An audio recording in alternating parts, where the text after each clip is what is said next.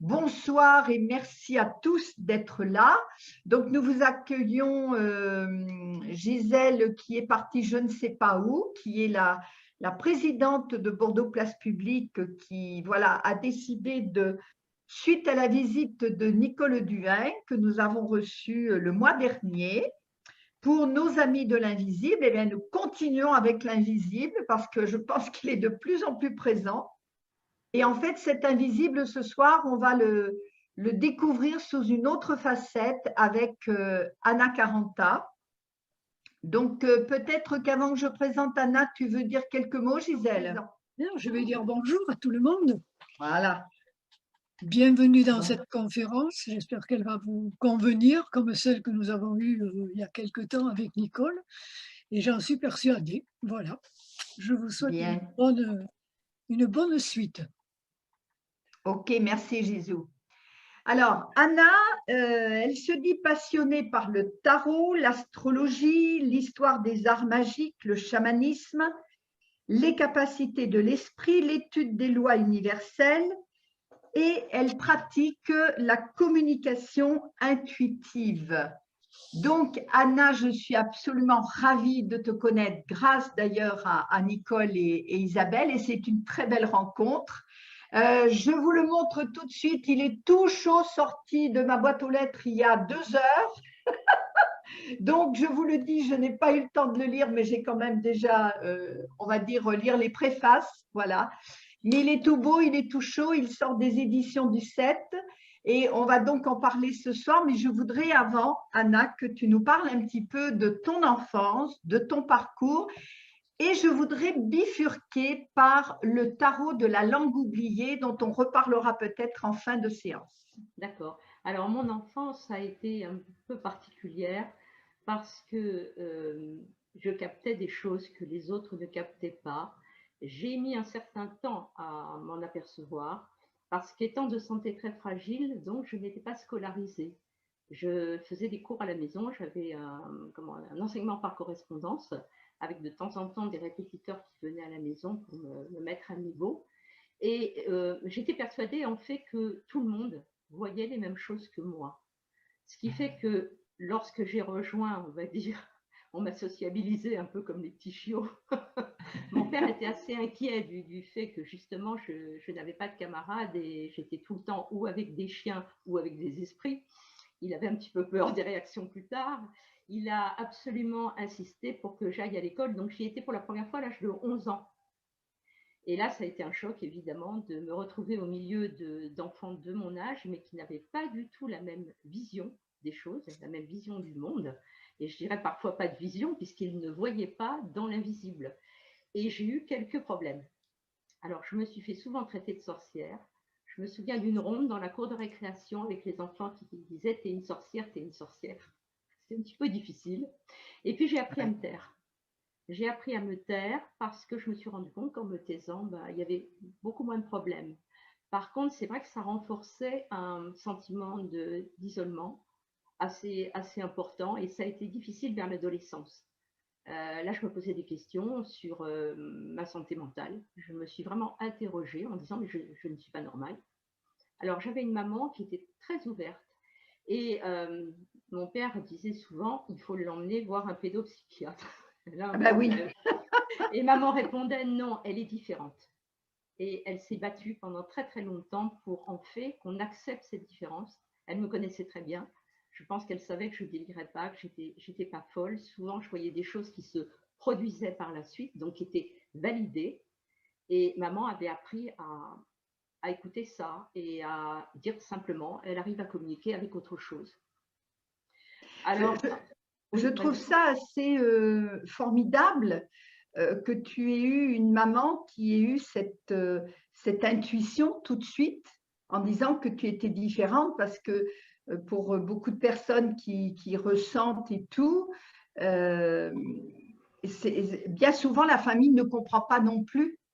Et en fait, quand on va voir, effectivement, comme tu disais, qu'on conseille d'aller voir ça y est, je ne vais pas arriver à le dire, un pédopsychiatre, etc., je veux dire, tu as bien des parents qui l'auraient fait, en fait, ne comprenaient pas ce qui se passe. Je trouve ça bien que ta maman ait eu cet instinct-là. Je vais essayer de parler plus fort. Alors, on va reprendre. Donc, ma maman était très tournée vers la philosophie. Elle adorait le Tibet, elle adorait le bouddhisme, elle avait des options philosophiques. Et je pense qu'elle avait eu elle-même dans son enfance des expériences que l'on pourrait qualifier de paranormales, qu'elle m'a racontées beaucoup plus tard.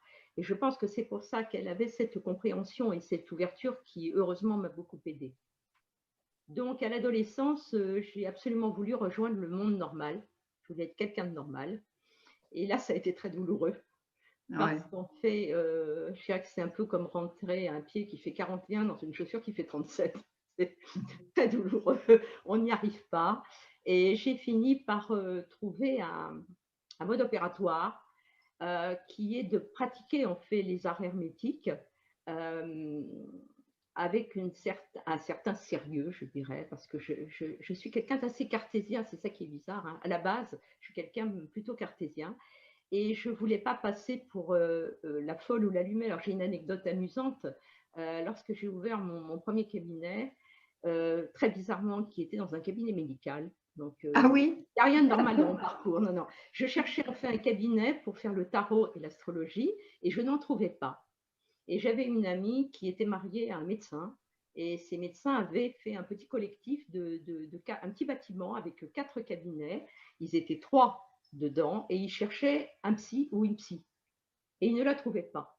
Alors mon ami me dit, est-ce que tu veux que je leur demande? Je dis, les médecins, ils vont jamais mettre une astrologue. Enfin, eh bien si, ils ont accepté. Donc je me suis retrouvée dans ce cabinet. Et un jour, une dame arrive, elle avait pris rendez-vous avec moi par téléphone. Elle ouvre la porte et elle dit, oh mon Dieu, comme je suis déçue. Regarde, je n'avais pas dit un mot. Hein. Bon, et je lui dis, je peux vous demander pourquoi vous êtes déçue? Mais elle me dit, vous n'avez pas l'air d'une voyante. Alors je lui dis, mais vous attendiez à quoi? Est-ce que je porte un turban avec peut-être un perroquet sur l'épaule? Elle me dit, ça aurait été mieux comme ça. Et le ballet de la sorcière aussi, non? Voilà, c'est ça. Donc, c'était très difficile de trouver sa place. Excuse-moi, je te quitte 2 minutes, mais tu continues. Surtout, tu continues, ne t'arrête pas.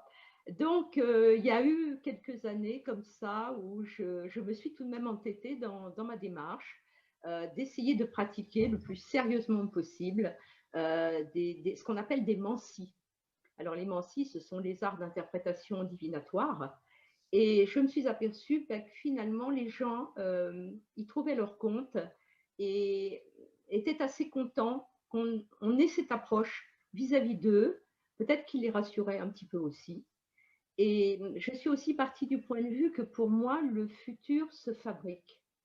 Pour moi, il y a plusieurs lignes du futur possibles. D'ailleurs, je crois qu'aujourd'hui, les physiciens quantiques le reconnaissent et l'admettent. Il y a plusieurs lignes temporelles. Quand on voit les travaux de Philippe Guillemont ou les travaux de Jean-Pierre Petit, ils parlent sans arrêt de lignes temporelles différentes. Et selon nos choix, selon nos décisions, c'est la part de libre arbitre, il est possible d'orienter différemment une ligne temporelle. Donc, je suis partie de cette conviction que j'avais que le futur, il y a peut-être de grandes étapes que l'on peut voir. On le voit dans le thème d'ailleurs. Il y a comme des points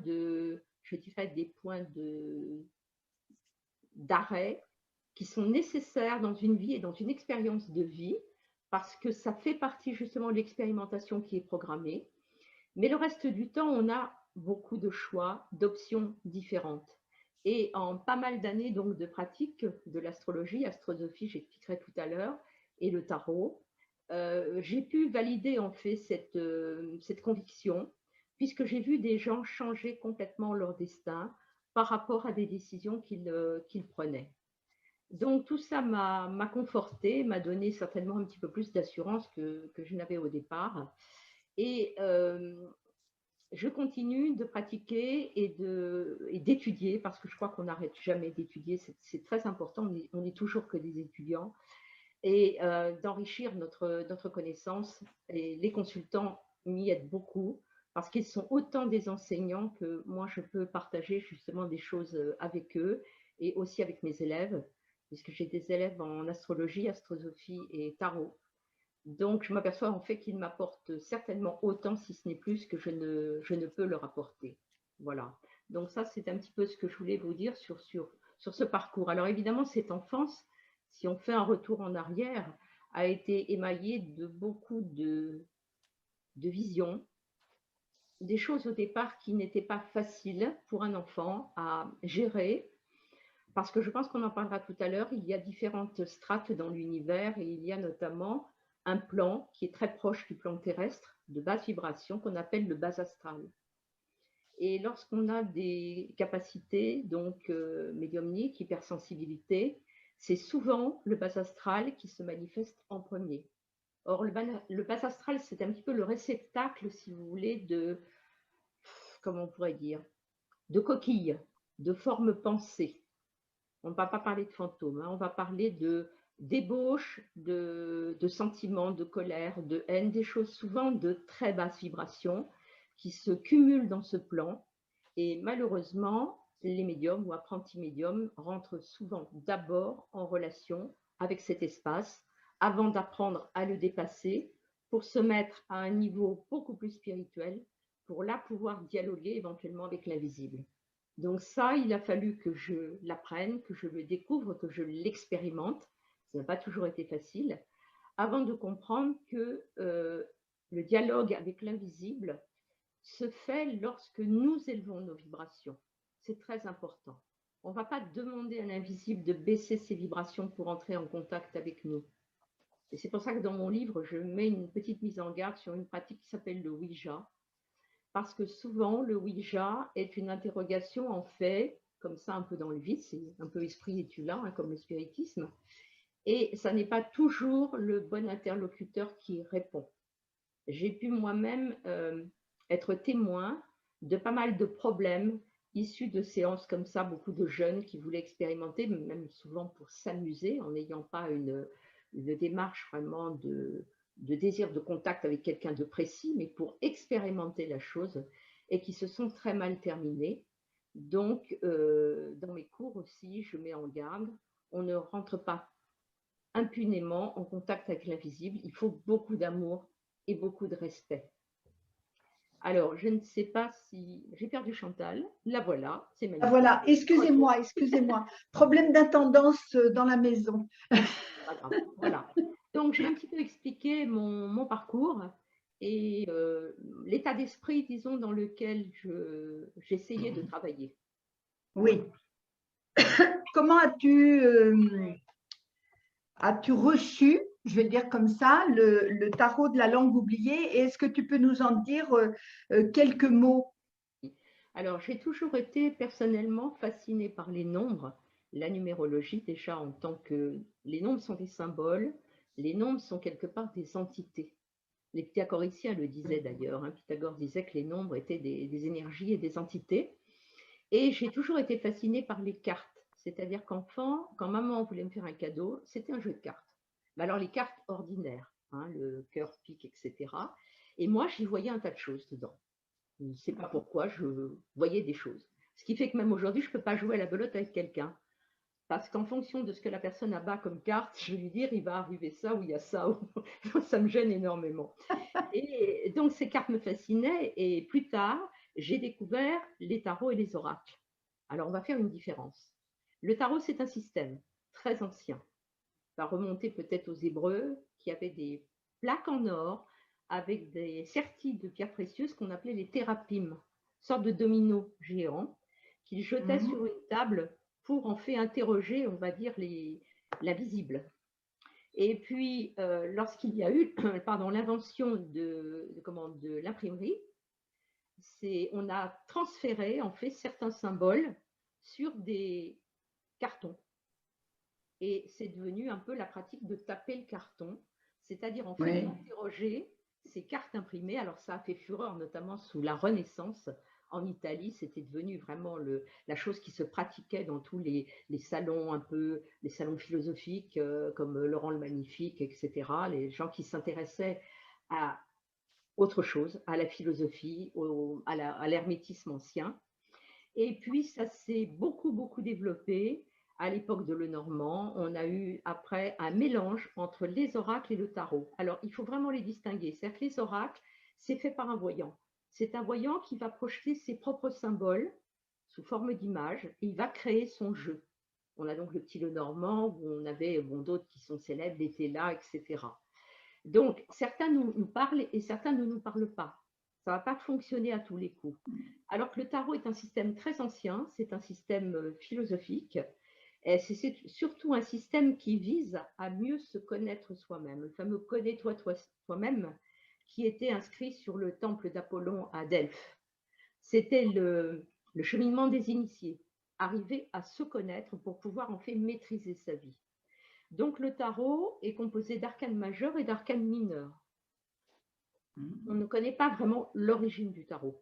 Mais ce que l'on sait, c'est que ces symboles, ils sont inchangés depuis très très très très longtemps et ils semblent correspondre à des choses que nous avons au niveau de notre inconscient.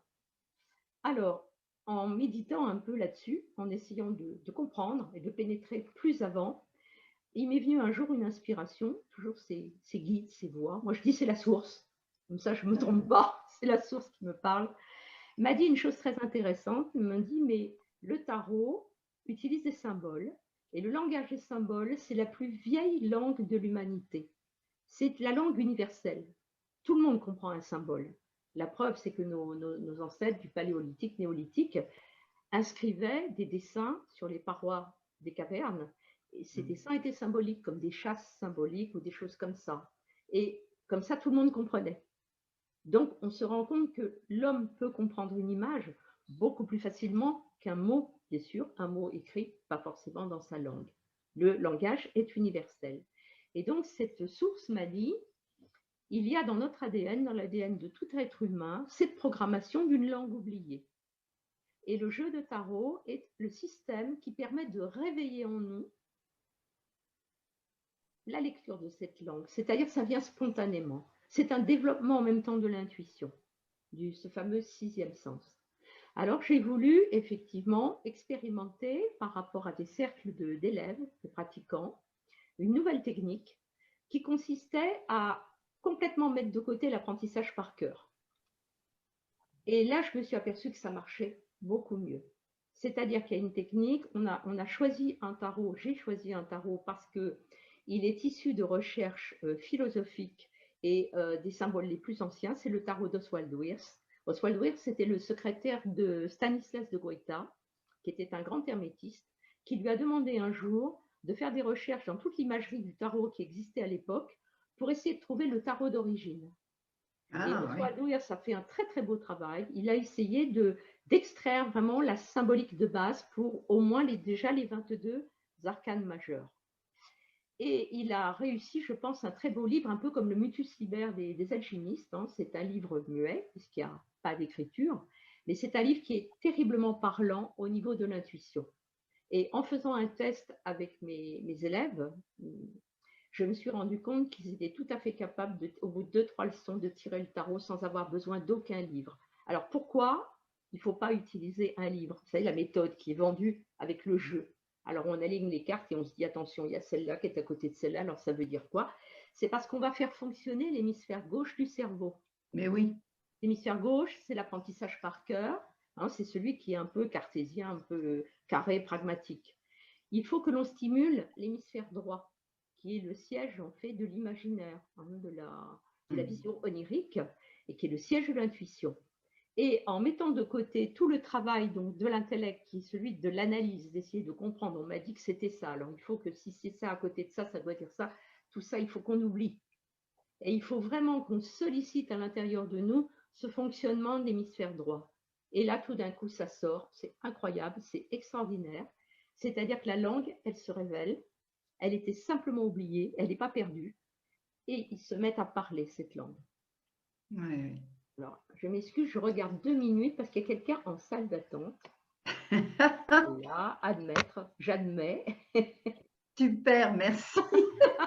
On va y arriver. Heureusement que ça sonne.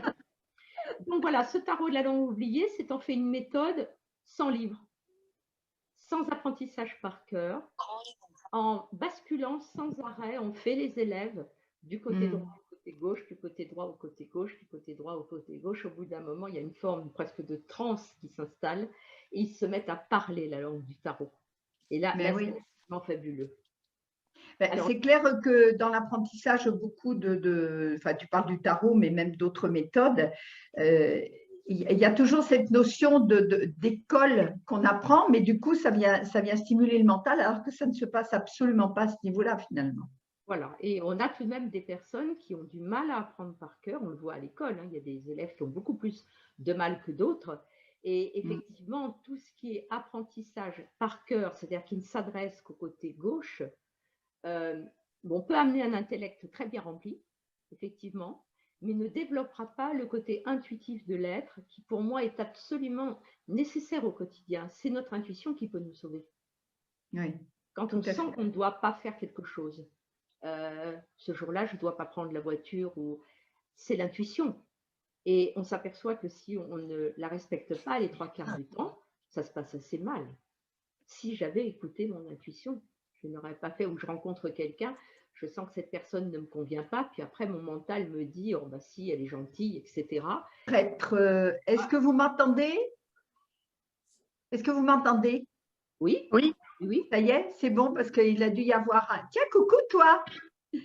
Oui, je disais, en fait, pour moi, c'est vraiment le gros deal d'aujourd'hui, c'est-à-dire de vraiment, justement, être dans son intuition, de zapper le mental, c'est-à-dire qu'avant, on passait par le mental et là, ça fout le bazar, pour ne pas dire un autre mot. Et du coup, on ne va pas là où il faut aller. Et aujourd'hui, notre plus gros deal, c'est vraiment d'être dans cette intuition, c'est-à-dire je ressens et je fais. Mais je ne me pose surtout pas de questions au milieu. Si je me pose des questions au milieu, c'est foutu. Alors, on n'est pas sur la bonne longueur d'onde. Les questions, on peut se les poser après. C'est-à-dire, une fois que l'intuition a parlé et nous a suggéré une voie ou un comportement, on peut après essayer effectivement d'analyser une situation. À la limite, nous sommes humains et ça devient quelque chose d'un petit peu normal. Mais il faut tout de même dire, attention, l'intuition m'a dit ça et ça, je le garde vraiment à l'intérieur de moi comme un point inamovible. C'est l'intuition qui doit me guider. Tout à fait. Ça, c'est très, très, très important. Et c'est pour ça que j'ai mis au point aussi une méthode qui n'est pas l'astrologie pure telle qu'on la pratique en Occident, qui est l'astrosophie. Alors, astro, astre, sophia, sagesse. C'est une lecture symbolique. On fait d'un thème astral qui se rapproche beaucoup plus des mansis, mais comme les anciens les pratiquaient, hein. Les mages de Chaldée, les mages de Babylone et même les Égyptiens étaient des gens qui avaient développé l'intuition d'une manière extraordinaire. Et même s'ils ont établi des systèmes qui sont très, très puissants, il y avait toujours cette lecture de l'intuition qui venait parfaire les choses et les sublimer. Oui, tout à fait. Voilà. Alors, du coup, toi, Anna, sur ton parcours, donc tu as rencontré ce tarot de la langue oubliée. Moi, j'aimerais qu'on y revienne plus tard. On verra ça avec Gisou, mais je pense qu'au mois de septembre, j'aimerais bien qu'on détaille un petit peu plus ce côté-là. Et pourquoi pas proposer un ou deux ateliers, je ne sais pas encore sous quelle forme et comment, mais en tout cas, pour les gens que ça peut intéresser, parce que ça peut aussi être une belle guidance pour soi, même si ce n'est pas forcément en tirant pour soi qu'on est le plus impartial, mais bon, on aura l'occasion d'en reparler de ça. Comment toi, tu fais ce lien dans ce parcours où tu as évolué et où tout d'un coup, tu es contacté, ça je le sais, par un certain Georges, d'une façon quand même assez extraordinaire. Raconte-nous ça. Oui, Georges, c'est particulier. Disons que contacté, je l'ai été depuis que je suis enfant. Donc, j'étais un petit peu habituée. Mais effectivement, dans l'expérience de l'escadrille de l'invisible, ça a été très fort. Alors, pour Georges, je vais raconter. Il faut que je prenne le début de l'histoire. Donc, mon mari est un enfant de la DAS. Mon mari ne connaît pas du tout ses parents. Et comme tous les gens qui vivent cette situation, il y a un manque. Il y a quelque chose, on aimerait bien savoir. Et donc, en 2008, un jour comme ça, il me dit, mais est-ce que tu ne pourrais pas utiliser tes facultés pour contacter, par exemple, mon père, hein, parce qu'il supposait que son père devait être passé peut-être de l'autre côté du miroir.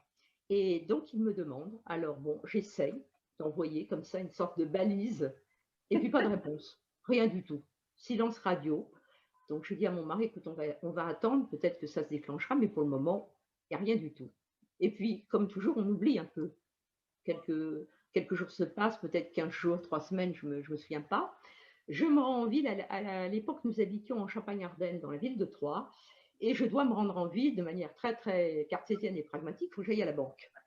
Donc, je suis là, je pars à la banque, et arrivé sur les marches de l'établissement, j'entends une voix qui me dit « Va dans votre librairie habituelle, il y a un livre pour vous. » Et moi, je réponds non. Non, non, là, il faut que j'aille à la banque, j'ai rendez-vous avec la banquière. Et la voix insiste. Et c'est tellement fort que je me dis, bon, on n'avait pas prévu d'heure, elle m'avait dit de passer, c'est tout. Je vais aller d'abord faire un tour à la grande surface qui est en face, une grande enseigne très connue.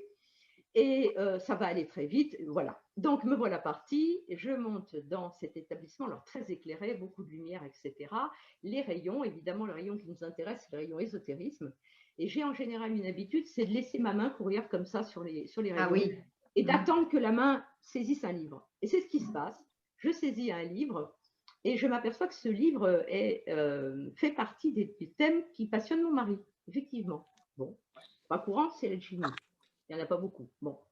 Et j'entends une voix nettement, sur mon côté là, côté droit, qui me dit « Prends-le, il est pour Richard. » Richard, c'est mon mari. Il est pour Richard de la part d'Edmond. Mais je ne connais pas du tout d'Edmond.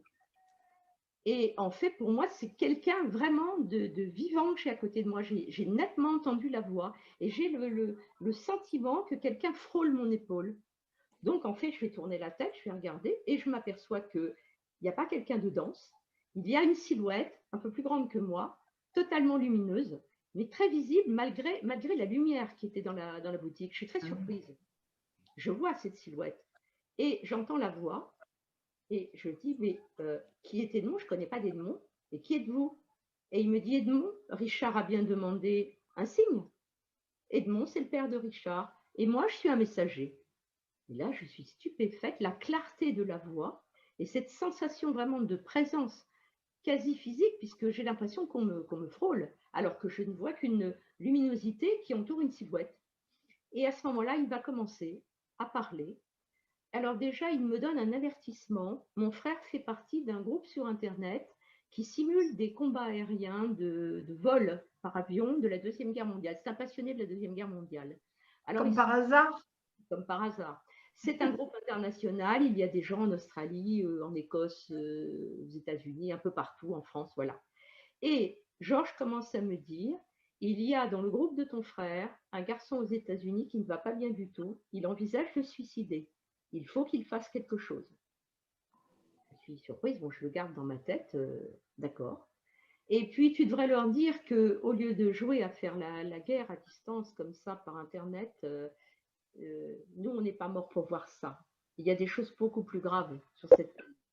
Il commence à me parler de l'état de la planète, qui est beaucoup trop violente. Enfin, voilà. Hein, il va me parler pendant une demi-heure, en fait. Et à un moment donné, je vais pour aller payer mon livre et je n'avais pas remarqué qu'il y avait un monsieur qui était installé à une petite table avec 4 fauteuils en osier que le magasin a certainement mis pour que les gens puissent feuilleter les livres, choisir. Je n'avais pas vu ce monsieur. Et au moment où je vais passer devant lui, en fait, moi j'ai Georges à côté de moi, moi je suis prise dans ma conversation et je ne me suis pas aperçue que je répondais à voix haute. Et le monsieur, quand j'arrive à sa hauteur, se lève à moitié et me dit « Madame, ça ne va pas, vous voulez vous asseoir quelques minutes ?» Et j'entends un éclat de rire. Georges est en train de se moquer de moi parce qu'il m'a fait passer pour une folle. Très gênée. Le monsieur insiste beaucoup pour que je m'assoie, mais non, non, ça va très bien, je vous remercie. Et Georges va continuer. Il va me dire qu'il s'appelait George Lloyd Spire, qu'il est mort en 1944 au-dessus de l'Allemagne, qu'il n'a pas de tombe, qu'il a une pierre tombale juste, qu'ils étaient 7 à bord. Et alors, il me fait tout un récit, la manière dont l'avion a été abattu. Il était navigateur. Il y a plein de choses, plein de détails. Et on sort du magasin, donc j'ai payé mon livre, on sort du magasin, il continue de me parler. Et je lui dis, mais comment ça se fait que la communication est aussi dense, aussi nette? Mais il me dit, parce que nos mondes ne sont pas séparés, nos mondes s'interpénètrent. Nous ne sommes pas là-haut on est interpénétré avec vous. Et en ce moment, les frontières sont moins denses. On peut beaucoup plus communiquer. Et il me dit, tu ne me crois pas, regarde. Et alors, il faut savoir que c'est un jour de marché. Il y a énormément de monde sur la place, devant le grand magasin. Et je vois venir vers moi une amie très chère, que j'aimais beaucoup, mais qui est morte 4 ans avant, d'un cancer du foie. Elle est là, je la vois comme une personne normale, dense, elle me sourit, et hop, elle disparaît. Et là, je n'entends plus Georges. C'est fini, la communication est achevée. Je vais rentrer chez moi très, très émue, très bouleversée. Je raconte à mon mari, qui évidemment me croit, lui, parce qu'il vit avec moi, donc il est habitué. Et je vais communiquer avec mon frère, d'abord pour lui donner le message concernant ce monsieur qui serait dans une mauvaise passe. Et donc, j'explique à mon frère qu'il faut absolument qu'il s'occupe de ce garçon qui est aux États-Unis. On m'a donné des détails. J'aurai la suite plus tard. Hein. Et je lui raconte ce qui est arrivé et je lui raconte tout ce que Georges m'a dit, son nom, la manière dont il est mort, etc. Mais comme mon frère est un passionné, moi je connais absolument rien à la Deuxième Guerre mondiale, mon frère est un passionné, je lui dis, est-ce que tu crois que tu peux faire quelque chose pour valider? Et je crois que 2 heures s'écoulent et je reçois un mail de mon frère en disant, je l'ai trouvé. Il s'appelait bien George Lloyd Spires, qui n'était pas un nom très courant. Hein. Quand il m'a dit son nom, c'est un nom composé. Il m'a dit, il était canadien, il est mort au-dessus de l'Allemagne, il n'a pas de tombe, il a une pierre tombale, ils étaient 7 à bord. Il m'avait dit le mot Lancaster que moi j'avais pris pour une province d'Angleterre. Or, c'est le modèle de l'avion. C'est un bombardier Lancaster. Donc, tout était absolument réel.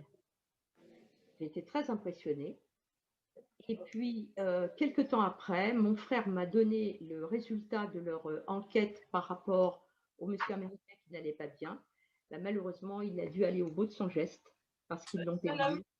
Ils l'ont perdu. Tous les comptes ont été désactivés. Voilà, ce monsieur a disparu. Malheureusement, je crois qu'ils sont arrivés un peu tard. Il faut dire que le monsieur qui chapeautait cette expérience, ce groupe, il a eu du mal, c'était un policier écossais, il a eu un peu de mal à croire que ça venait d'un pilote de la Deuxième Guerre mondiale. Je crois qu'il a mis du temps avant d'essayer de contacter l'Américain. Malheureusement, bon, c'était trop tard. Mais ça a été validé là aussi. Donc, j'étais très impressionnée. Bon, j'ai gardé ça pour moi en disant, bon, ok, si quelqu'un veut me parler, je suis là. Et en fait, du temps va se passer. Il faut savoir que je ne fonctionne pas en tant que médium professionnel. Je vous expliquerai pourquoi tout à l'heure.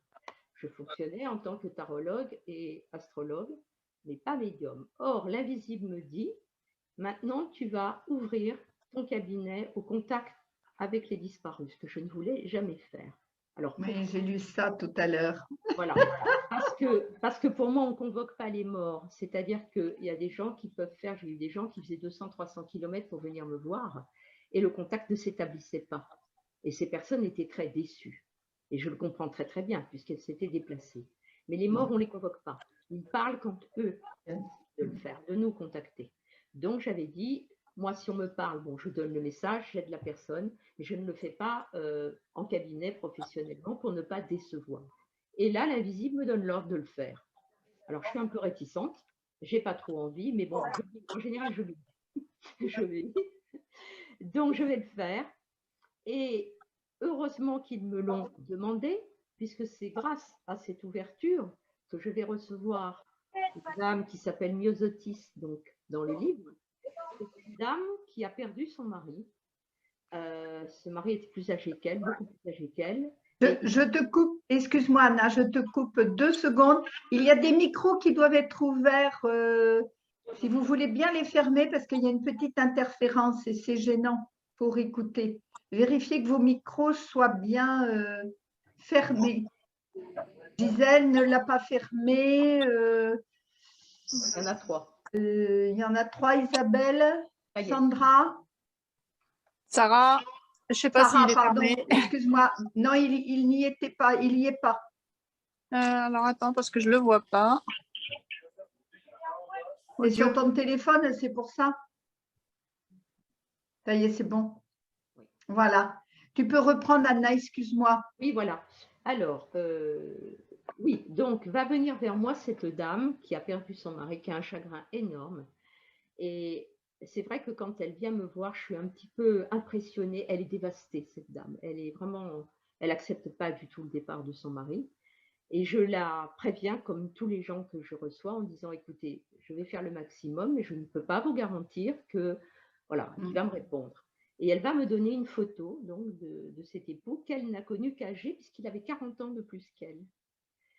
Donc, elle me donne la photo d'un très beau monsieur âgé avec des cheveux blancs. Et moi, j'ai une image qui s'impose d'un très beau jeune homme à côté d'un avion avec un casque de pilote, la tenue des pilotes de la Deuxième Guerre mondiale. Et je dis à la dame, et elle me dit, mais c'est exact, mon mari a été pilote quasiment toute sa vie, il a été pilote.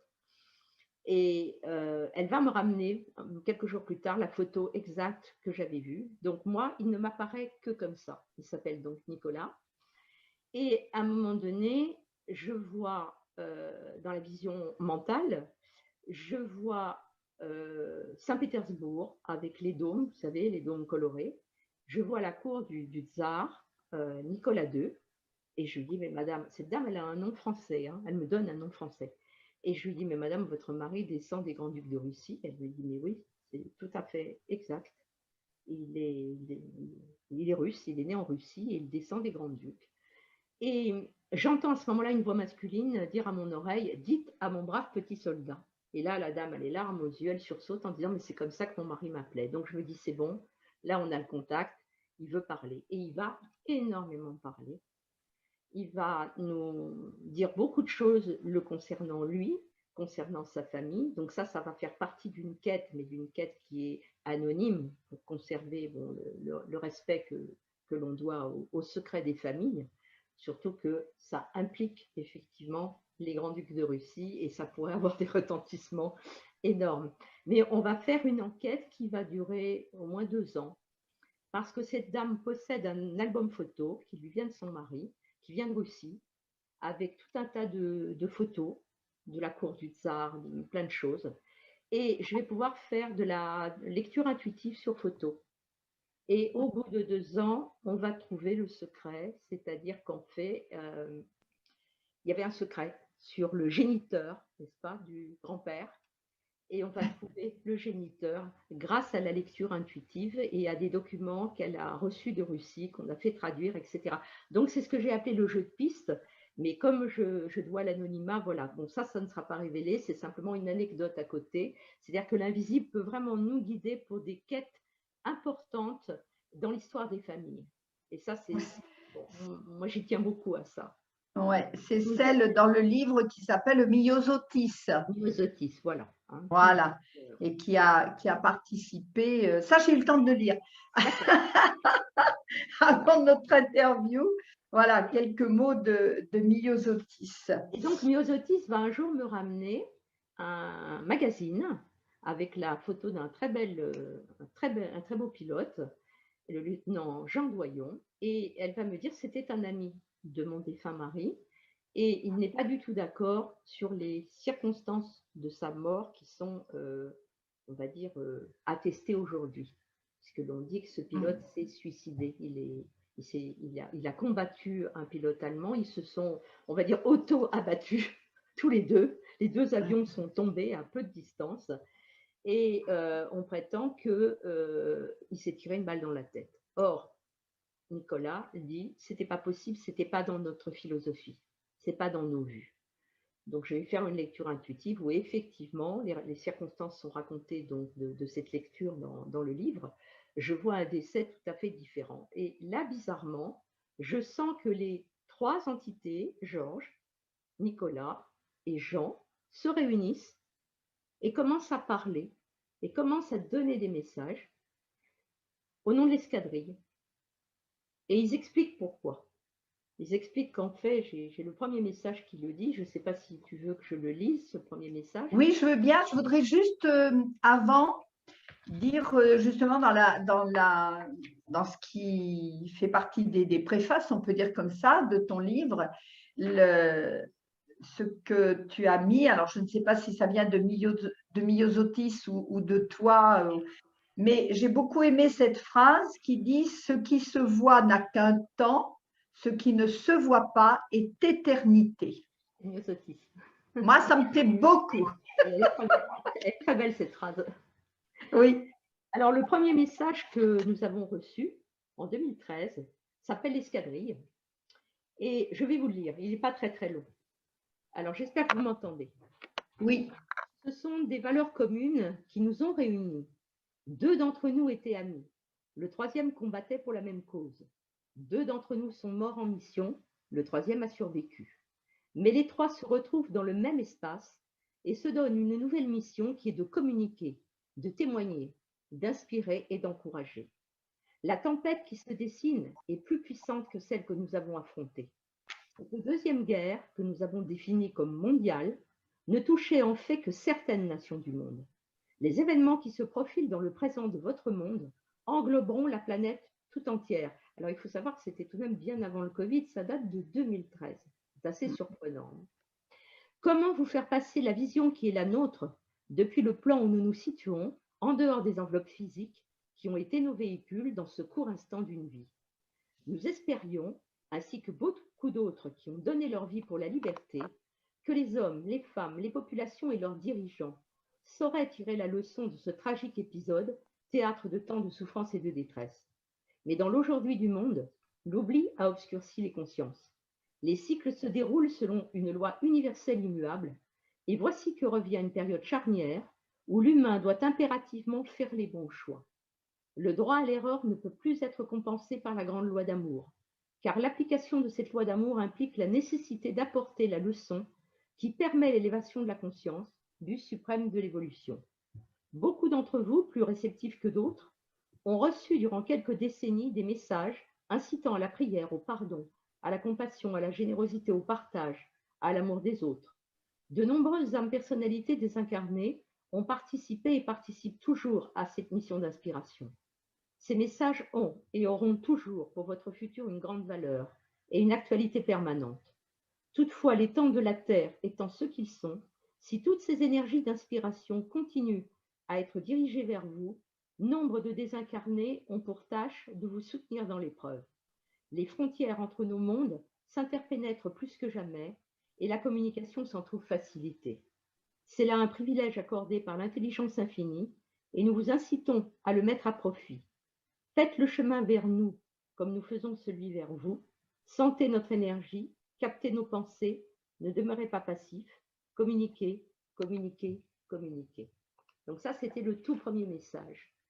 Et ils ont commencé donc à dicter des messages. Il faut savoir que quand je tapais derrière mon ordinateur, je ne savais pas du tout ce que je tapais. Je ne découvrais le message qu'après coup. Et donc, il y en a 33 qui sont magnifiques. Enfin, moi, je les trouve magnifiques. Et je crois que quelques personnes qui les ont lus les trouvent très inspirants. Je les ai trouvés remarquablement d'actualité, prémonitoire. Il y en a un qui s'appelle La Tempête, qui est extraordinaire, parce qu'on a l'impression qu'ils décrivent exactement ce qui est en train de nous arriver. Donc, il faut savoir, ils l'ont décrit presque 7 ans à l'avance, 6 ans à l'avance. Ouais. Et ils n'ont pas arrêté de nous prévenir et de nous demander d'être plus vigilants. Et surtout, la grande demande, c'est de témoigner de la survie de la conscience. Ça, c'est vraiment leur demande principale, en disant tant que l'homme n'aura pas admis que la conscience survit et qu'il y a dans l'univers beaucoup de formes de vie, la pluralité des mondes, l'homme n'évoluera pas. Il restera soumis en fait à son petit monde borné et à ses a priori et au fait de ne pas accepter la différence. Ces 2 points sont fondamentaux aujourd'hui. Notamment la survie de la conscience. Donc, je sais qu'on est nombreux à en parler, on est nombreux à recevoir des messages, et finalement, nous ne sommes pas importants. Hein, nous ne sommes que les secrétaires de l'invisible, les transmetteurs, les communicateurs. Ce qui est important, c'est qu'on se rende compte que tous ces messages, en fait, se croisent et se valident les uns les autres. Ils se ressemblent. On n'a pas tous les mêmes mots, mais je crois qu'on dit tous la même chose. Moi, c'est ce qui me frappe beaucoup actuellement. Et c'est pour ça aussi que j'ai voulu, en fait, ils m'ont demandé d'écrire ce livre, parce que ce sont eux qui l'ont demandé, que je n'ai pas voulu trop tarder, parce que je trouvais qu'on avait déjà eu pas mal d'années de recul et de recherche et de validation. Et chose extraordinaire, il m'avait dit, le premier éditeur à qui tu proposeras ton manuscrit va le prendre. Or, je n'avais pas du tout pensé à Nicole et Isabelle que j'ai connues par la suite en tant qu'éditrice. Moi, j'ai connu Nicole en 1995 lors d'un voyage au Mexique qu'elle organisait, je crois qu'elle continue d'ailleurs d'organiser, très beau voyage, à la rencontre de la sagesse des Mayas et des grands sites sacrés du Mexique. Donc, je suis partie en 95 pour l'un de ces extraordinaires voyages où il nous est arrivé plein d'aventures incroyables. Et je considérais Nicole comme une compagne de voyage, une amie. On l'avait beaucoup appréciée. J'étais accompagnée de 2 amis à moi français. On avait beaucoup apprécié Nicole, son sérieux, sa manière de s'occuper des autres, d'être toujours vigilante pour notre bien-être. Et on était restés en contact. Et bon, c'est tout à fait, je dirais presque accidentellement que je lui ai proposé le manuscrit, qu'elle m'a dit, mais on va l'éditer. Donc là aussi, ils avaient raison. Encore une fois, le premier éditeur à qui je l'ai proposé. D'autant plus intéressant que, bon, moi je connais Nicole depuis quelques années, on va dire, et je savais qu'elle avait cette maison d'édition, mais pour ses livres en premier, à part, je crois, 2 ou 3, Nicole est dans la salle, hein, si tu as envie de prendre la parole, Nicole, ne te gêne pas, mais elle avait juste édité 2 ou 3, je ne sais plus, Nicole, tu me diras, de ses amis justement du Mexique. Et c'est tout, donc c'est vraiment… Et puis j'ai quand même beaucoup aimé la façon finalement dont a commencé ce voyage que vous avez fait au Mexique, puisque je ne dévoile rien d'extraordinaire, hein, c'est dans les premières pages que j'ai lues, mais où effectivement, toi, tu as eu un message avec ton mari où vous êtes rentré chez vous parce qu'il y avait quelqu'un qui attendait, enfin tu savais qu'il y avait quelqu'un dans la maison et que vous avez eu la vision d'une jeune femme blonde en pleurs. Voilà, enfin tu peux rebondir là-dessus. Oui. Nicole, tu es où, ma Nicole? Elle n'est plus là. Elle n'est plus là, Nicole. Attends, je regarde. Oui, tu peux. On t'entend, on t'entend. Alors, qu'est-ce que vous voulez?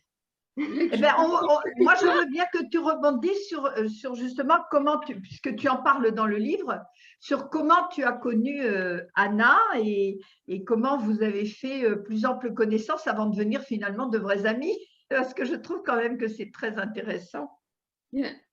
Anna, je ne connaissais absolument pas Anna, mais elle s'était inscrite au voyage et un jour, elle me téléphone un matin en me demandant comment j'allais. Alors, normalement, on dit toujours qu'on va bien. Je n'avais pas m'épancher sur mes difficultés, donc je dis que je vais bien. Et elle insiste en disant, vous êtes sûr que vous allez bien? Et là, eh bien, je lui dis, en fait, hier, j'ai passé la journée à pleurer, mais je ne m'étends pas plus. Ah, elle me dit, je comprends mieux. Et elle me raconte donc qu'elle est rentrée chez elle parce qu'elle a l'impression, elle est à une réunion avec son mari, et elle a l'impression qu'il y a quelqu'un qui vient d'entrer chez eux. Donc, Richard, son mari, ayant l'habitude de ces prémonitions, dit, bon, allez, on y va. Et là, ils ne comprennent pas, ils arrivent, la grille est fermée, la porte d'entrée est fermée. Mais quand ils arrivent dans leur grande pièce de séjour, où il y a une très grande cheminée ancienne, au-dessus de la cheminée, ils ont tous les deux la vision d'un cadre, d'une femme blonde aux yeux bleus, donc dans un cadre, mais c'est un cadre qui n'existe pas, c'est une image qui n'a jamais été au-dessus de cette cheminée. Alors ils sont interrogatifs tous les deux en se disant mais on ne la connaît pas, qu'est-ce qu'il faut faire, elle est malheureuse. Et à ce moment-là, Anna voit devant elle passer le chaman maya qui organisait ce voyage et qui lui dit, il court et il lui dit, occupe-toi de Nicole, je n'ai pas le temps de le faire. Et c'est la raison pour laquelle elle m'avait téléphoné. Et oui, c'est quand même, je pense qu'effectivement, quand on se laisse aller et qu'on est vraiment comme je dis souvent, moi, dans le chemin du cœur et donc au contact avec notre âme, finalement, les synchronicités, elles sont encore beaucoup plus denses et beaucoup plus parlantes.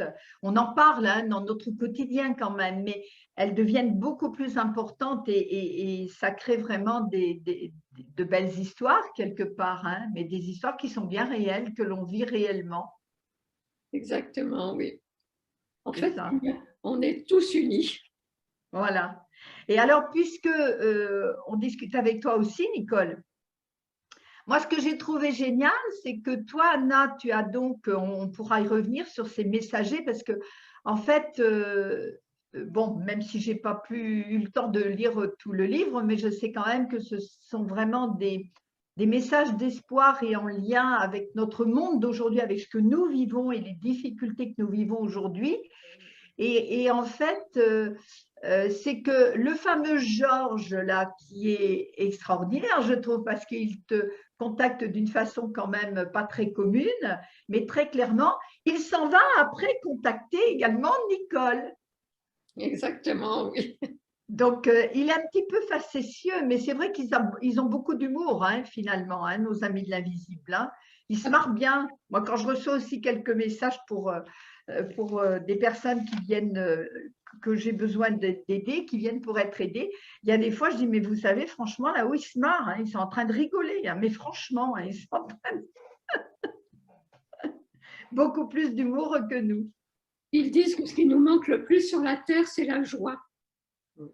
Oui, certainement, certainement. Ben, parce que en même temps, je trouve que la joie, pour moi, elle est vraiment liée, tu sais, à la notion de l'amour.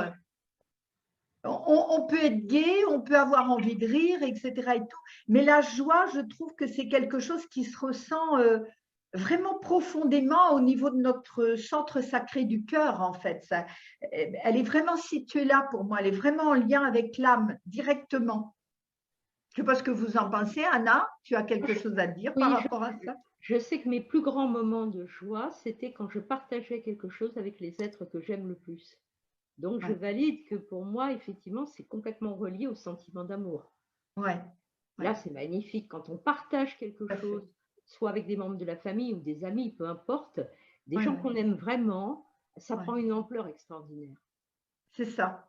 Et alors, il y a un message que vous lirez, je pense, enfin ceux qui liront le livre, qui s'appelle « Les petits bonheurs », où il nous donne une leçon justement d'apprendre à saisir les petits bonheurs au quotidien pour en faire un grand bonheur.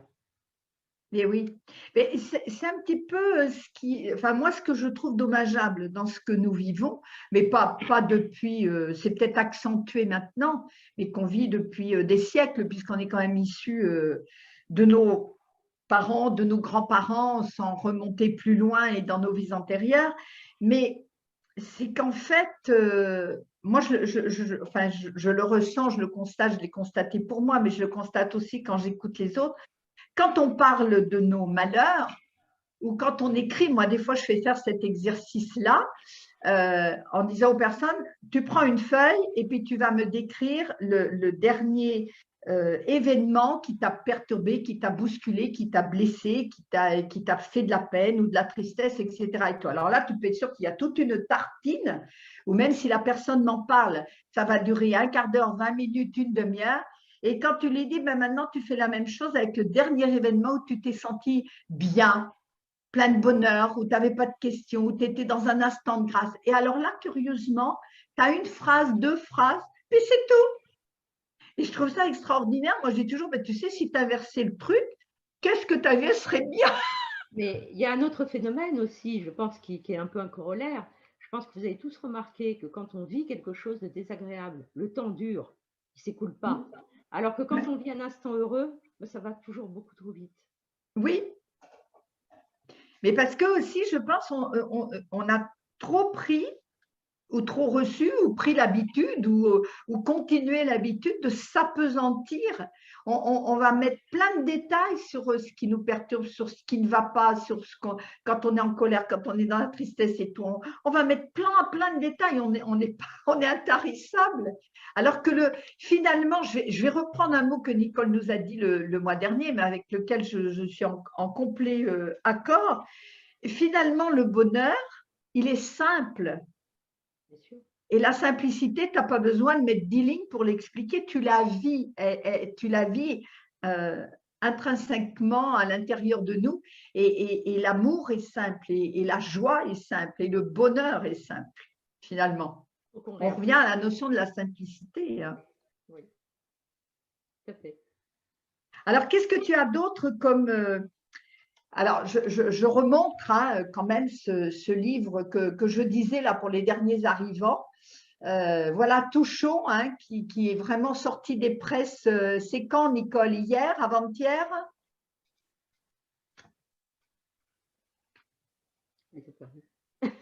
Ici, elle va remettre son micro. Hier. Hier. Donc, il est vraiment tout chaud. Je respire l'encre. Mais c'est vrai, voilà. J'aime beaucoup, moi, la couverture. Donc, vous pouvez effectivement, bien sûr, le commander aux éditions du 7. Je suppose qu'il va être aussi dans toutes les librairies, certainement, Nicole.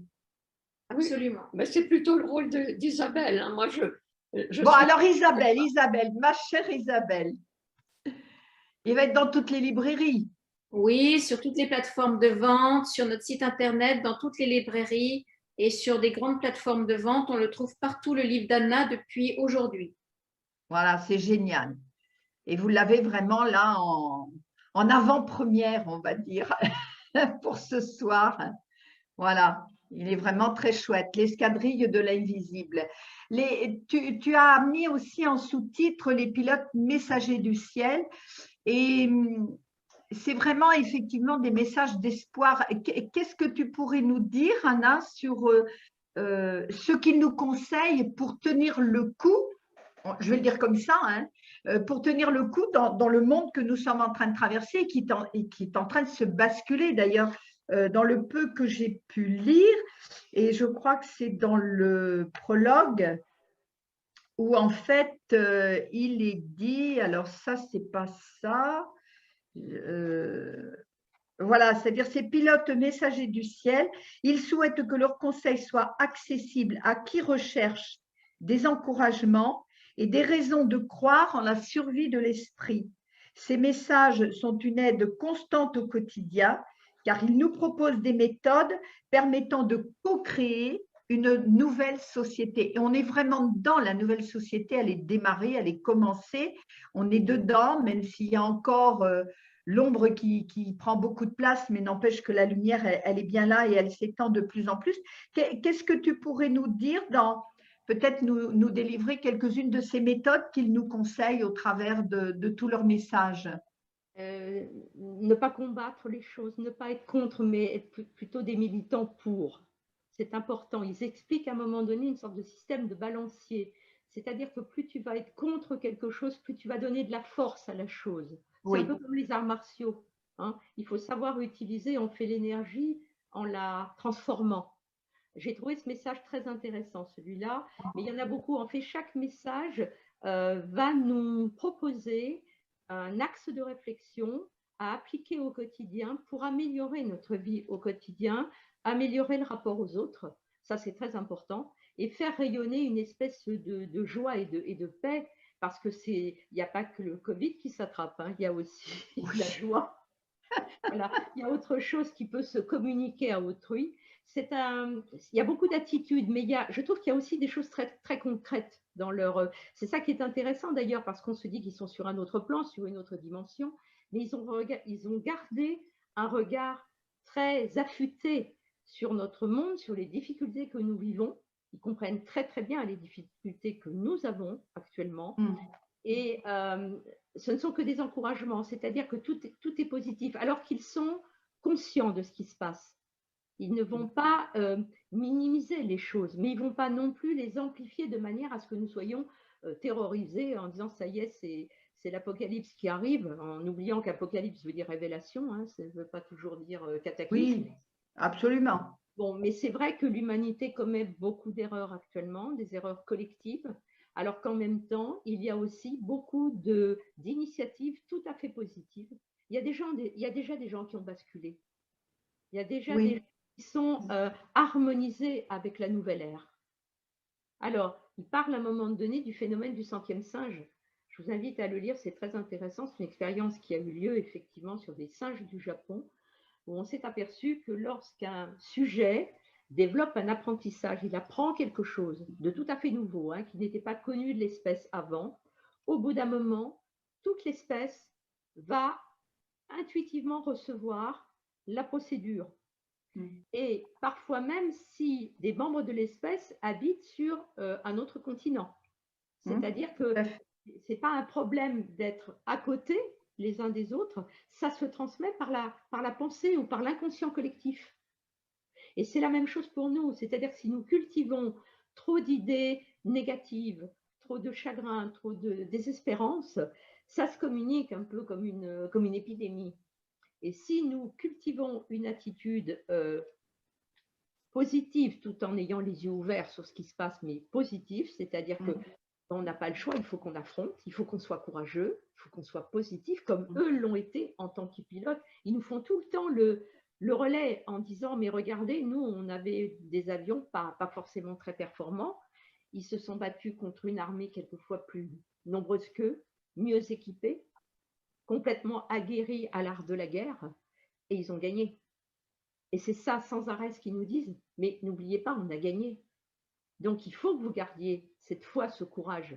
Parce que si nous, on ne l'avait pas eu et les résistants ne l'avaient pas eu, on serait où aujourd'hui? C'est ça qui est important. C'est de garder vraiment l'espoir, de garder l'énergie et de garder cette foi en l'invisible qui est là, qui nous protège, qui communique avec nous. On a tous des êtres chers qui sont passés sur un autre plan. Tout à fait.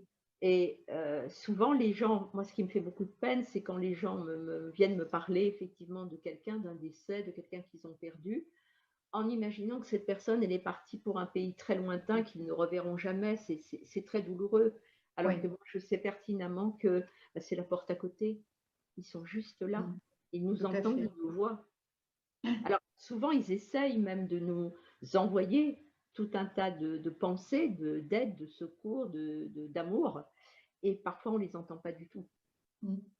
Ce qui est intéressant par rapport à ce que tu disais tout à l'heure, c'est que justement avec ce monde, cette évolution de conscience par lequel on doit passer, de toute façon, je dirais, c'est un passage obligé, que les gens le veuillent ou pas, mais et ce monde qui bascule et cette planète qui rentre dans une autre évolution, c'est que en fait la barrière, on va dire je vais le dire comme ça, de l'invisible et du visible, ça me nuise.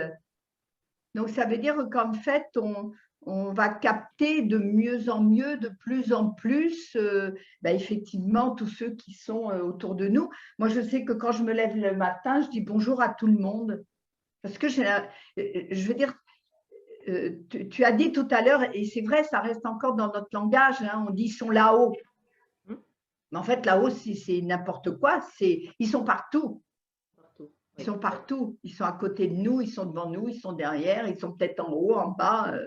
Je veux dire, ils sont partout. Et c'est ça, je pense, plus on va rentrer dans cette notion de lâcher le mental pour être dans notre cœur et en lien avec notre âme, et plus on va pouvoir les capter, en fait, de façon différente.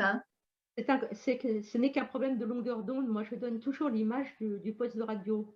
Un jour, ma mère demandait à une amie qui était très avancée philosophiquement qu'est-ce que je vivais en tant que médium. Et cette amie lui a dit, mais imagine les vieux postes de radio, tu sais, à Molette, où on cherchait la station. Imagine qu'un être ordinaire qui ne développe pas l'intuition, il est bloqué sur 2-3 stations. Et puis le médium, lui, a la capacité d'en capter peut-être 3 ou 4 autres. Et le problème, c'est que souvent le curseur, il se balade tout seul. Donc quand le médium est laissé, on va dire, à lui-même, à ses pensées, son aiguille, son curseur a tendance à plutôt aller vers une autre source d'émission. Et il la capte tout simplement comme une radio capterait une émission. Ce n'est pas plus compliqué que ça. C'est exactement ça. C'est une question de longueur d'onde. Ça, l'invisible me l'a dit et me l'a répété. Ce n'est qu'un problème de longueur d'onde. Regardez, l'électricité, on ne la voit pas. on ne voit que la manifestation de l'électricité au travers, par exemple, d'une ampoule. Mais quand elle traverse la pièce ou les ondes hertziennes, on ne les voit pas et pourtant elles sont réelles, elles sont là. L'invisible, c'est la même chose. Il est là. Il faut qu'on apprenne à changer un petit peu notre curseur pour se brancher un peu plus dessus. À regarder autrement. Alors, ce que tu es en train de me dire, ça me rappelle, bon, on en avait parlé toutes les deux, mais j'ai eu l'opportunité d'être en lien pendant quelques temps avec un chaman, Gerardo Pizarro, et lui, il disait, parce que tu sais, c'est lui que je t'ai expliqué au moment où moi je voulais tout arrêter, qui m'a dit, ah oui, mais toi, tu viens de vivre ça et tout. Je dis, mais il sort d'où celui-là? Ça va pas, où est-ce qu'il voit tout ça? Et en fait, après, il nous expliquait, il disait, mais en fait, c'est très simple, hein, vous êtes des postes de télévision. Ben moi, je choisis mon programme et puis je regarde la chaîne d'avant ou la chaîne d'après ou la chaîne du moment. Mais je tourne le bouton et je vois ce qui se passe et je vous le dis. Et en fait, il nous comparait à des postes de télévision. Ça me rappelle ça, tu vois, Voilà. ce que tu dis, c'est la même chose. C'est tout à fait ça. C'est tout à fait ça. Dis-moi, je vois dans ce qu'il y a de proposé, je passe volontairement sur tous les messages parce que ben, on y sera encore jusqu'à demain matin, je pense, ou sinon il faut que je lise le livre pour tout le monde. Tu parles du message d'une médium, parce que là, on va parler d'une aviatrice. Donc, comme on est avec les pilotes de l'escadrille, de l'invisible, et tu parles du message d'une aviatrice, Adrienne Bolland.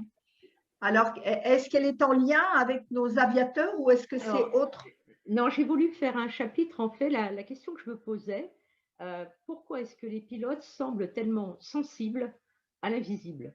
Alors, il y a des écrits célèbres comme Jonathan Livingstone, le goéland. Oui, oui, oui. Bon, il y a eu Pierre Clostermann, il y a Antoine de Saint-Exupéry. On a l'impression qu'effectivement, ça vole très haut, ça plane très haut. Et je m'interrogeais, et le préfacier, Henri, est pilote de ligne et commandant de bord. Et la surprise a été que c'était un très grand ami de Nicolas. Donc, un jour, nous déjeunions ensemble. C'est Myosotis qui nous avait présenté. Et moi, je me suis lancée à lui demander si, en tant que pilote, il avait déjà vu ou vécu des choses étranges. Bon, sachant son niveau, c'était un peu culotté de ma part.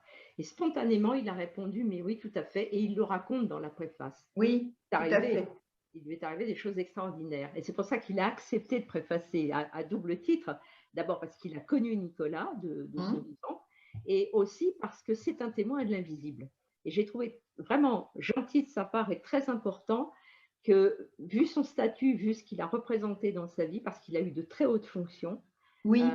Il était formateur d'un ensemble de pilotes d'une grande compagnie, il ait le courage d'avouer que lui aussi, l'invisible lui a parlé et qu'il y croit. Et je lui ai demandé un jour, Henri, est-ce que le fait que vous voliez provoque quelque chose? Ben, il me dit, écoute, peut-être que oui, parce qu'il me dit, tu vois, quand tu mets le pilote automatique à bord d'un avion de ligne, un gros avion, il me dit, tu as une sensation extraordinaire, c'est-à-dire que la route devant toi, il n'y a personne, hein, il n'y a pas de trafic, ou très peu, où tu es prévenu, et tu es au-dessus des nuages, et tu as tout le temps de méditer, de penser, tu as pris du recul par rapport à la Terre et par rapport aux contingences. Alors, j'ai donc voulu m'interroger s'il y avait des histoires paranormales arrivées à des pilotes célèbres. Et l'histoire d'Adrienne Bolland, elle est très extraordinaire parce qu'Adrienne Bolland, bon, à une époque où il y avait très très peu de femmes pilotes, a donc déjà une histoire de courage extraordinaire parce qu'elle s'est battue pour gagner son statut de pilote. Et c'est la première femme qui a traversé la cordillère des Andes à une époque où c'était quasiment impossible. Ah oui. Vu la petite capacité des avions. Et en fait, elle a pu le faire, elle a pu le réaliser grâce à une médium. Quelqu'un lui a envoyé une messagère parce que la médium avait eu une vision, et en disant que si Adrienne Bolland n'empruntait pas tel passage de la cordillère des Andes, elle serait perdue, elle n'arriverait jamais. Et en fait, lorsqu'elle est arrivée à l'endroit qui lui avait été indiqué, elle a reconnu ce qui lui avait été dit. Il y avait un lac en forme d'huître, il y avait différentes choses. On lui avait conseillé de monter au maximum l'avion alors que normalement, il n'avait pas la capacité moteur de le faire. Et elle est passée. Et ça, c'est une histoire extraordinaire. Mais il y en a d'autres. Hein, il y en a d'autres. Il y a l'histoire du baron. Oui, j'ai vu, oui.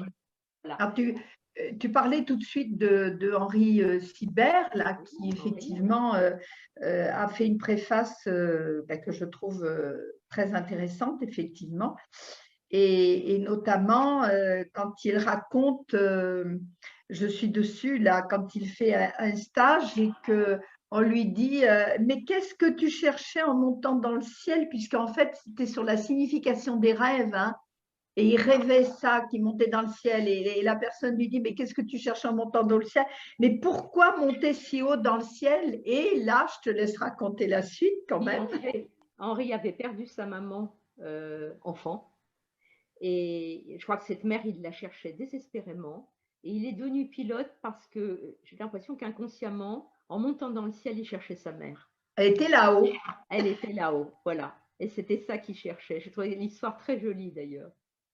Oui, tout à fait. J'ai trouvé ça très intéressant. Et puis effectivement, le fait qu'il ait pu connaître et témoigner de ce qu'était Nicolas, puisqu'il a pu le connaître de son vivant. Donc, oui. c'est intéressant. C'était un homme assez mystérieux parce qu'en fait, à beaucoup de personnes, il n'a pas parlé de son passé de pilote de guerre et de pilote de ligne, enfin de pilote de guerre, pardon, parce que ce n'était pas un pilote de ligne, je dis des bêtises. Il a été vraiment un pilote militaire.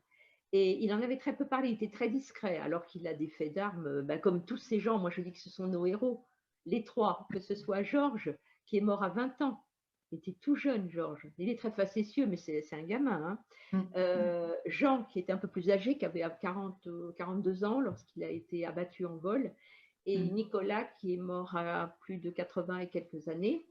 On a des héros, on a des gens qui sont pour nous des modèles.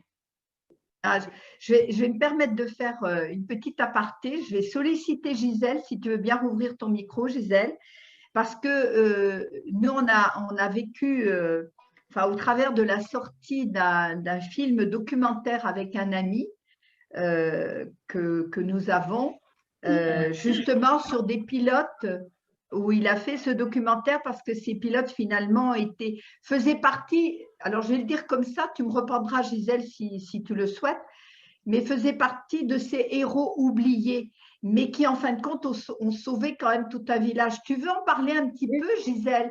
Parce que tu vas plus savoir les noms en tête que moi. Là, je suis en train de chercher depuis tout à l'heure le nom du film. C'était La mort pour la liberté. Les morts pour la liberté. Et il a voulu reconstituer justement le crash d'un avion qui s'est passé dans les Pyrénées. Et il a voulu faire ce documentaire et faire revivre le cimetière concernant ceux qui ont pu être repris. Et c'est un très beau documentaire que je vous conseille. D'ailleurs, ça passe sur toutes les chaînes. On peut le voir, Il est mort pour la liberté. Et je vous conseille de le regarder. C'est très, très beau. Très, très beau. Parce qu'ils sont vraiment morts pour sauver, en fait, pour ravitailler les maquisards. Hein, c'est ça, Jésus. C'était des jeunes de 20 ans, 21 ans. Voilà. C'était très, très beau. 3 Canadiens, hein? Oui, des Canadiens. Ils étaient du Canada. Hein. Tout à fait. Mais c'est cette première phrase de Georges, nous ne sommes pas morts pour voir ça. Voilà. Ça m'a beaucoup marqué. Oui. Ils se sont battus, ils ont perdu leur vie terrestre et ils sont désolés de ce qu'ils voient aujourd'hui. Mais oui. C'est ça qui est aussi très marquant, je trouve, dans ces messages et dans ces témoignages. C'est que est-ce que nous sommes capables de nous montrer dignes d'eux? C'est une très bonne question. Et d'avoir du courage aujourd'hui. Ouais. Face à la tempête, ce qu'ils ont appelé la tempête. Ben, on y est bien, puis elle nous bouscule bien. Oui, elle nous bouscule bien. Je ne sais pas, avant de passer la parole à nos amis pour des questions-réponses ou simplement un retour, j'ai noté, et je trouve que ça mérite peut-être qu'on s'y attarde un peu. Alors, attends, je suis en train de retrouver. À un moment donné, c'est toi qui parles là dans la préface, où tu disais, ah ben si, tiens, parce que tout à l'heure, tu as dit que tu allais y revenir. Voilà, c'est là. En fait, tu expliques effectivement ce que tu as dit tout à l'heure, que tu avais une santé fragile qui t'a fait suivre une scolarité par correspondance, donc je ne reviens pas là-dessus. Mais tu dis, il faut avouer que ces phénomènes me faisaient très peur, ça tu l'as dit aussi, il a fallu des années pour que je m'habitue à l'intrusion du fantastique dans le quotidien et pour que j'apprenne à distinguer les guides bienveillants au milieu de formes ou de coquilles issues du bas astral, à distinguer un phénomène interactif de la simple mémoire des murs. Et je trouve que ça, enfin moi, ça m'interpelle. Est-ce que là-dessus, tu pourrais justement, puisqu'on va être quelque part de plus en plus tous sensibles à ressentir, tu vois, quand on disait que la barrière du visible et de l'invisible s'amenuisait, comment on peut dire à nos amis qui nous écoutent et ceux qui verront la retransmission, comment on peut leur dire d'être attentifs à ça, de faire attention, quel signe, tu vois, qu'est-ce qu'on pourrait leur dire de dire attention parce que là, c'est peut-être pas un esprit bienveillant en fait. Oui, alors, dans ce domaine, ce qu'on prend par exemple pour de la hantise n'est souvent effectivement que la mémoire d'un lieu. Donc, j'ai passé quelques années à enquêter et à être, on va dire, un peu en mission avec à l'époque un ami qui était sophrologue et qui avait monté une équipe de médiums pour lire la mémoire des lieux. C'est sur mon blog, hein. Il y a même un fragment d'une émission de TF1, l'émission Mystère, où nous sommes passés parce qu'on a fait une enquête tout à fait passionnante dans un château des Ardennes belges qui nous a bien secoués parce que le château était très chargé de mémoire. J'ai lu ça sur ton blog, oui, effectivement. Voilà, donc ouais. Si vous vous amusez à regarder l'émission, bien, elle a été tournée bien sûr avec un côté un peu fantastique parce que c'est la télévision et c'est l'audimat. Nous, ce qu'on voulait prouver avec notre ami sophrologue, c'était surtout les pouvoirs de l'esprit. C'est les capacités que nous avons en nous lorsqu'on les sollicite et qui sont étonnantes puisque ce château, nous n'avions aucun document le concernant, ça nous était interdit. On avait été mandaté par une société saoudienne qui voulait installer un centre de soins dans ce château. Et avant de l'installer, ils ont une idée assez étrange, c'est de faire venir des médiums pour essayer de capter le lieu. Et ils avaient confié la mission à une scientifique qui ne croyait pas du tout au paranormal. Alors, pas du tout, elle avait été directrice d'une centrale nucléaire. Donc, c'était vraiment la scientifique pure et dure. Et on a donc été recrutés et on n'avait pas le droit de parler aux gens. On avait reçu les plans d'accès au château avec interdiction de nous arrêter au village, etc. Et c'était le bourgmestre de la ville qui détenait tout l'historique de ce château. Et donc, toutes les séances de lecture qu'on a fait, en fait, tout a été validé à la fin par le bourgmestre. Tout était exact. On a retrouvé les prénoms des enfants du propriétaire, une date où il y avait eu des événements dramatiques dans le château. On a retrouvé des sources d'eau en indiquant à quelle profondeur elles étaient. Et après, les sourciers sont venus travailler. C'était exactement ça. C'était absolument une histoire extraordinaire. Et on a été confrontés, en fait, à une mémoire très dure dans ce château parce qu'il y avait eu, à un moment donné de l'histoire, des cérémonies de magie noire dedans. Donc, il faut savoir que toutes nos pensées, toutes nos actions imprègnent les lieux, un petit peu comme les anciens disques micro-sillons. Ça s'inscrit dans la cire et ça peut être lu à des années, des décennies de distance. Et souvent, les gens ont peur quand ils habitent une vieille maison, mais ils ont peur que de la mémoire des murs, c'est-à-dire qu'il n'y a pas interaction avec une entité.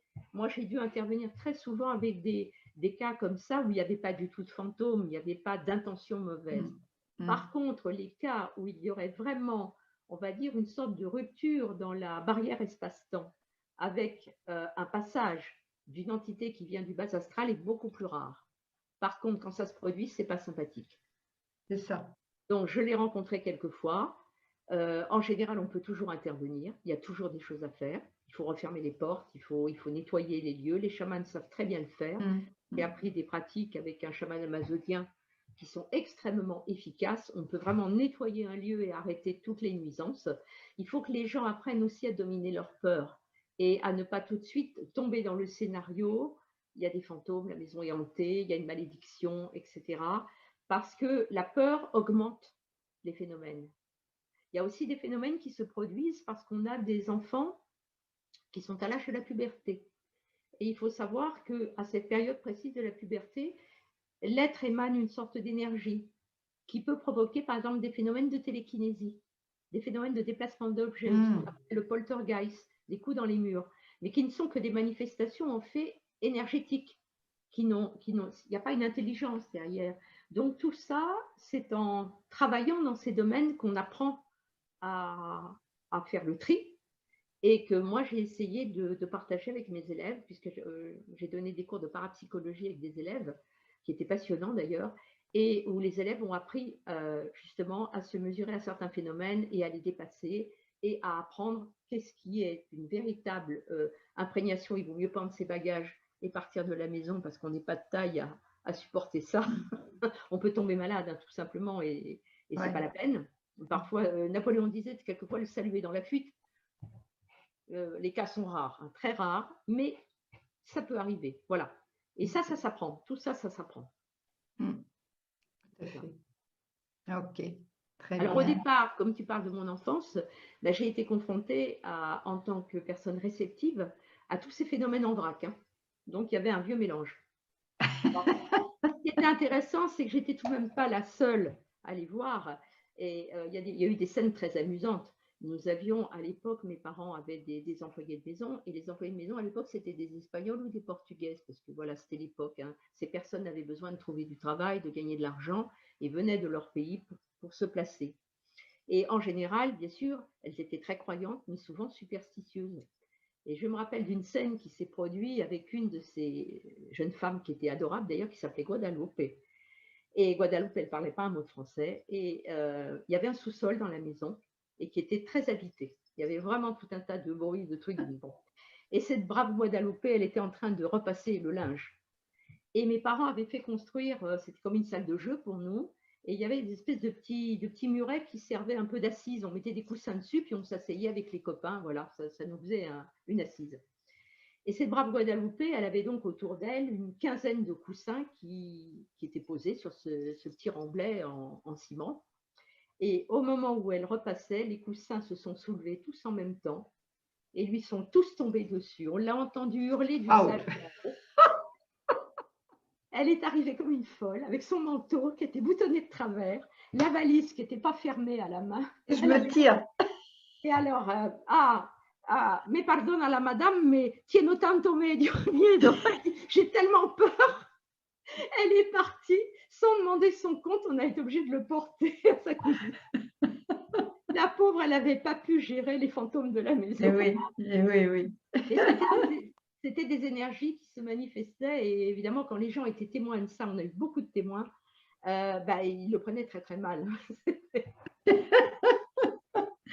Dis-moi, avant que je ne passe la parole à ceux qui ont envie de te poser des questions, est-ce que tu peux nous dire comment on te joint, si on a besoin, si on veut faire une consultation avec toi, rappeler, alors même si je le mettrai sous la vidéo, mais bon voilà, je mettrai tous les liens sous la vidéo, mais dis-nous déjà d'emblée comment on peut te joindre si on le souhaite, et puis rappelle-moi ton blog, et je pense qu'on se reverra, parce que moi j'ai beaucoup aimé, alors là c'est parti de ma tête, mes vieilles dentelles et Élixir et vieilles dentelles. Voilà, Élixir et vieilles dentelles, j'ai trouvé ça génial. Moi j'aime beaucoup. Et puis peut-être qu'on ne va pas en parler ce soir, mais tu as dit à la fin de ta préface, en parlant de ta fille, que ça, c'était une autre histoire. J'espère qu'un jour, l'autre histoire, on la verra en livre. Oui, alors chose extraordinaire, c'est aujourd'hui l'anniversaire du départ de notre fille pour un autre monde. Ah, il y a 6 ans oui, qu'elle a quitté ce monde, et qu'elle a continué de nous donner des signes extraordinaires en intervenant même sur l'ordinateur. Là, on a vraiment vu des choses fabuleuses. Alors moi, quand j'ai lu ça, si tu veux, j'ai dit, mais attends, c'est le deuxième, hein. Oui, alors peut-être pas exactement, mais disons que, bon, elle était particulière, c'était une enfant fée, hein.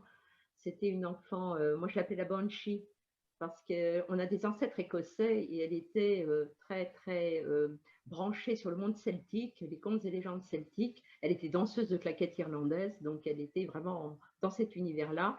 Et elle avait les dons d'une Banshee, elle savait lire dans les lignes de la main, enfin elle faisait des trucs extraordinaires. Et elle a été capable de manipuler la matière. Ah oui. Là aussi, c'est, je pense, un témoignage de contact avec l'invisible assez intéressant parce qu'on a manipulation de la matière. Donc, c'est encore un autre volet. Je te l'ai dit, c'est un deuxième livre. Les amis, alors, comment peut-on te joindre, Alors, Anna? il y a mon site qui s'appelle Arcane 19, hein, les arcanes du tarot. Donc, Arcane 19, si vous tapez sur Google, vous allez tomber sur mon site. C'est www.arcane19.com. Mais il suffit de taper Arcane 19, il apparaît. Et puis, j'ai une page Facebook à mon nom, Anna Caranta. Vous me mettez un message privé. Ben, je me ferai un plaisir de répondre à ceux qui ont des questions. Voilà. Si je peux Ouais. Et puis, je pense qu'on se retrouvera certainement au mois de septembre, hein, par exemple. Hein, on en reparlera entre nous. Les amis, vous pouvez ouvrir vos micros, peut-être pas tous en même temps, mais en tout cas, voilà, je vous laisse maintenant la parole si vous avez envie de poser des questions à Anna ou de lui faire un retour. En tout cas, moi, je suis ravie de t'avoir accueillie, Anna. Et puis, bon, on est appelé à se revoir de toute façon, donc voilà quoi. L'âme réintègre en fait son vrai royaume. Alors, il n'y a qu'une chose, et ça, les Tibétains en parlent, les différentes cultures, les Mayas aussi, et les Aztèques, etc. L'âme va traverser une zone de turbulence. Et plus l'âme est préparée à la mort, plus l'âme accepte en fait la mort et la survie de la conscience, plus elle va passer vite et rapidement. Le livre des morts tibétains nous décrit cette zone qui est en fait la zone, le cône d'ombre qui est autour de la Terre, ce fameux bas astral, qui n'est pas très sympathique. Et des fois, quand on le traverse, on voit des trucs. Il y a un très beau film qui s'appelle Nos Solars. Je ne sais pas si quelqu'un d'entre vous l'a vu. Il a été fait par un réalisateur suite aux visions d'un très grand médium brésilien qui s'appelait Chico Xavier. Ah oui, ça me dit quelque chose. Et ça, le oui. film, je vous recommande, allez voir Nos Solars, c'est magnifique parce qu'il décrit ce qui se passe au moment du décès et l'arrivée et ce qui va se passer de l'autre côté. Et c'est très bien rendu. Alors, il n'y a pas de grille qui bloque les âmes pour moi, d'après mon expérience, je ne peux parler que de mon expérience. Il n'y a que parfois un passage qui pourrait être peut-être un petit peu difficile si la personne qui est en train de transiter était très attachée à la terre, a encore beaucoup de regrets, a encore un attachement avec des choses de la terre, parce qu'elle va monter moins vite. Mais personne ne peut bloquer une âme. C'est impossible. Les âmes se bloquent d'elles-mêmes, c'est-à-dire que si elles sont négatives, on va imaginer quelqu'un qui a commis des choses épouvantables toute sa vie et sciemment et volontairement, il s'est tourné vers l'ombre, peut rester effectivement dans un séjour plus ou moins prolongé dans ce qu'on appelle le cône d'ombre, qui n'est pas sympathique. Ce n'est pas un beau paysage. Conan Doyle l'appelle le pays des brumes. Oui. À éviter. À éviter, voilà. Alors, dans le chat, on a posé une question. Les pilotes de l'escadrille ont-ils une vision des futurs possibles? Oui. Oui. Alors, actuellement, on nous parle de 2 lignes temporelles qui se dessineraient. Donc, on va dire une ligne négative qui serait la conséquence directe de toutes les erreurs que nous commettons, qui sont des erreurs à tous les niveaux, c'est-à-dire, on va dire, au niveau sociologique, au niveau économique, au niveau éducatif, au niveau de l'alimentation, au niveau de la santé et au niveau de la planète. Le plus grave, c'est au niveau de la planète, c'est qu'on est vraiment en train de dépasser des limites du tolérable par rapport à la terre-mère, ce que les Amérindiens appellent la Pachamama, la terre sacrée, hein, qui est notre mère, et sans laquelle on ne peut pas vivre. On est en train de scier la branche sur laquelle on se trouve. Et on est en train d'atteindre un point de non-retour. C'est ça qui est un petit peu inquiétant. On atteint un point de non-retour. Regardez par exemple la fonte des glaces, voilà, le niveau de la mer qui monte. Il y a de plus en plus de problèmes. On voit bien que climatiquement, nous avons affaire à des perturbations climatiques qui sont surprenantes pour nous aujourd'hui. On n'est pas habitué, hein, les tornades, les pluies diluviennes. Et il faudrait que de temps en temps, là, nos dirigeants se prennent bien la tête pour se dire qu'il faut un peu arrêter tout ça. Oui, là, ils sont inquiets. Par contre, la deuxième ligne temporelle que nous pouvons choisir, puisque c'est nous, par rapport à notre attitude, à nos choix, à notre mode de vie, elle est magnifique, elle mène à un âge d'or. Donc, il y a 2 voies. Qu'est-ce que l'humanité va choisir? Et c'est pour ça qu'il faut normalement qu'on soit nombreux à témoigner, à donner des messages, même si beaucoup de gens se moquent de nous. Il faut qu'on passe outre au colibet, à la moquerie, au fait qu'on soit des allumés ou des complotistes, le pire. Par exemple. Par exemple, n'est-ce pas? Il faut qu'aujourd'hui, on puisse témoigner que l'univers dans lequel nous vivons n'est pas aussi simple que nous croyons. On a une vision qui est assez primaire de ce qui nous entoure. L'univers, il est extraordinaire, il est vaste, il recèle un nombre infini de formes de vie que nous devons respecter et apprendre à aimer, et nous devons apprendre à cohabiter avec. On n'est pas les rois de l'univers. Hein. La vision géocentrique de la Terre, elle est terminée depuis bien longtemps. Même pas le Moyen-Âge, parce que c'était déjà dépassé. Hildegard de Bingen avait déjà une vision tout à fait différente. Hein. Nous sommes un microcosme dans un macrocosme où tout est interrelié. Et vous savez, c'est l'histoire de l'aile de papillon. Quand on commet des erreurs, ça a des répercussions ailleurs. Alors peut-être que cet ailleurs va finir par nous dire stop, on arrête maintenant. Il faut arrêter les bêtises. Les sales gamins qui jouaient avec des allumettes, là, on va peut-être prendre une douche. Mais il y a actuellement 2 lignes temporelles, oui, 2 voies. Heureusement d'ailleurs, il reste de l'espoir. Tout à fait, tout à fait. De l'espoir, voilà. D'ailleurs, ça correspond aux anciennes prophéties. Hein. Oui, complètement. On regarde les textes sacrés, voilà. Ouais. Je te propose, Anna, qu'on termine justement sur cette note d'espoir, finalement. Hein? Ah oui, oui, oui. Et puis, merci encore infiniment pour ce moment passé avec toi. On se retrouvera dans d'autres circonstances avec d'autres sujets passionnants. Et merci à tous de nous avoir accompagnés ce soir et je vous dis à très bientôt. La vidéo sera en ligne, donnez-moi 2 ou 3 jours voilà, pour la monter, couper la partie, parce que je veux rester quand même, respecter votre anonymat, on va dire ça comme ça. Donc, je coupe la partie questions-réponses de la fin. Mais vous retrouverez la façon de joindre Anna et de la retrouver sur son blog et avec Élixir et Vieille Dentelle. J'ai adoré ce titre. Merci beaucoup. Merci à tous d'avoir partagé ce moment. C'est assez émouvant. Je vous remercie beaucoup. Je voudrais dire un petit au revoir particulier à Nicole et puis à toutes les deux et toutes les 3 avec Isabelle. Et je vous souhaite alors vraiment un bon vol avec l'escadrille. Hein. Voilà, il est là et il n'a plus qu'à prendre son envol. Donc voilà, bon vol à l'escadrille de l'invisible et merci à eux d'être parmi nous. Ciao, ciao à tous.